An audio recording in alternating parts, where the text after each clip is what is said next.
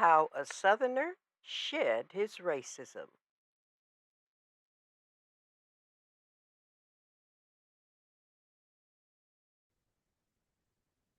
Fellow humans, can racism be unlearned? We certainly want to believe it. But if it was easy, racism would be relegated to the history books now.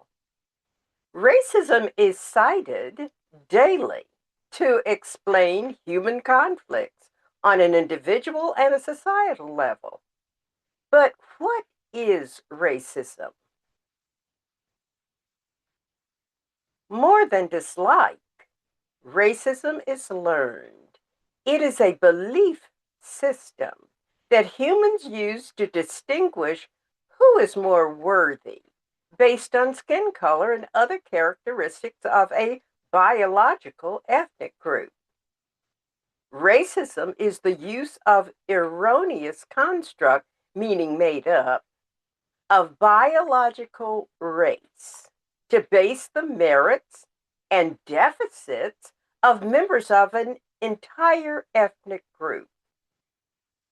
It postures that skin color determines how that group acts, thinks, their abilities, and their value to society.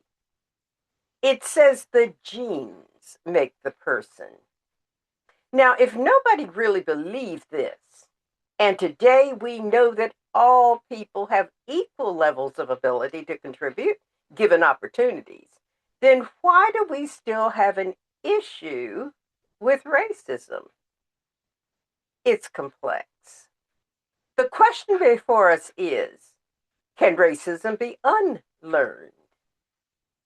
I came upon a CBS Evening News video titled, How a Southerner Shed His Racism. Now that got my attention because we need all the answers we can get to turn hateful racism around. It is the story of Franklin McCallie, who at 75 sat down for an interview with CBS. He stated, when he grew up in the segregated South, he admits to being an ignorant bigot, his words. So, what caused McCallie's feelings to change? It was a conversation he had with a black friend in 1961 that changed him forever. McCallie begins by telling of a scary situation coming home from the first day of school when he was 10 years old. He got on the bus and he was the only white person on board. There was one seat vacant next to a black woman. She said, "Honey, you can sit right here," and she patted the seat. Well, he sat down and he didn't relax. He didn't move a muscle for 3 miles. Quote, "I got off first. I went home and I didn't tell my parents I sat next to a black woman." Unquote. He knew that they would have had a fit. You see, McCallie was raised on negative stereotypes about blacks. He heard adult conversations about them. He heard people he trusted speak their truths about them. They were no doubt good parents, like people in the community, at school, at church, at stores where he shopped, and young McCallie had no reason to doubt them. But away at college, he met John, a black student at a different college. They got to know each other, and John invited him to a church service. This was 1961. And they decided to go to lunch together. But first, they had to travel by bus out of town to find a restaurant that served blacks. The conversation went something like this. Quote, "We talked about many things. Finally, I said, 'John, let me ask you something. How come black troops in World War II fought so miserably? They surrendered and they didn't fight very hard?' These were things McCallie's father had told him. John could have said, "Your father's an idiot." If he had said it, the conversation would have been over and never would have gone anywhere else. But he did not say that. He said, "Franklin, I don't think you and I know enough about this to discuss it intelligently." He saved my face. He saved my father's face. We talked about both having uncles who served in World War II. This common ground opened a pathway for true collaboration. The conversation eventually moved to how different life was based on your race. Quote, "We talked about whites being able to go to any bathroom available and how blacks would have to travel 2 miles to use a toilet. There are so many disparities between how the races were treated." After lunch, I felt so depressed and distressed that when I got to my dorm, I lay down and cried. I sobbed for 3 hours. The next day, I went to talk to the dean, and I said, "It's crazy we're studying English and math and science, and right across the street, right over there, we've got people, citizens, we don't even know." Human eyes, relatable, caring. That changes the game. McCallie transformed and dedicated the rest of his life to promoting improved relationships between blacks and whites.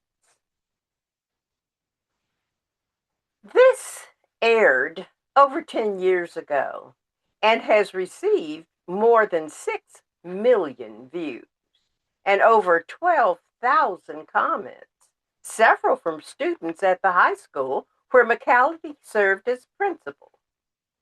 But the question before us is, can racism be unlearned? What did commenters write? First commenter: "I was racist a few years ago. I've been told countless times, once a racist, always a racist. It's been a hard ride." Another wrote, "I grew up in Arkansas, was raised around nothing but racists. I joined the Army at 21, and that's when I shed my racism. I couldn't believe I had been so ignorant my whole life. I was ashamed, to say the least. I've told the longer version of my story to black soldiers I served with. Some tell me the same, except with roles reversed. They grew up in an environment hating whites.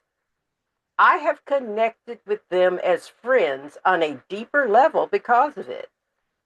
We're all more alike than we are different."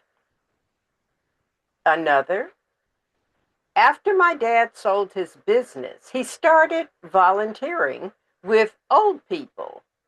One day he was feeding an old man, and the old man started crying. My dad asked why he was crying, and the old man said because he is ashamed, because he used to be racist when he was younger. I became friends with with a former racist." Another commenter: "His father and grandfather taught him to be one. He was getting jumped by 3 white kids one day, and the only person to help him was black. He beat the dudes up and walked my friend home. He realized that day to judge people individually, not by race. He left his home at 15 because of his family. I call him Freebird after his favorite song. Another wrote, my grandfather ran a cafe from the 40s to the late 60s, and he always allowed black people to eat in the restaurant even though he didn't have to. He set up a large table in the back just off the kitchen for them. No other restaurant in town allowed them to come in and eat, but he knew that wasn't right. Later in life, when his former black employees passed away, he paid for their funerals as well because those wonderful people who worked for him were our family. He knew that the law was wrong and that all humans were equal, and he taught me an important lesson that I have lived my entire life. We're all the same, and nothing else matters.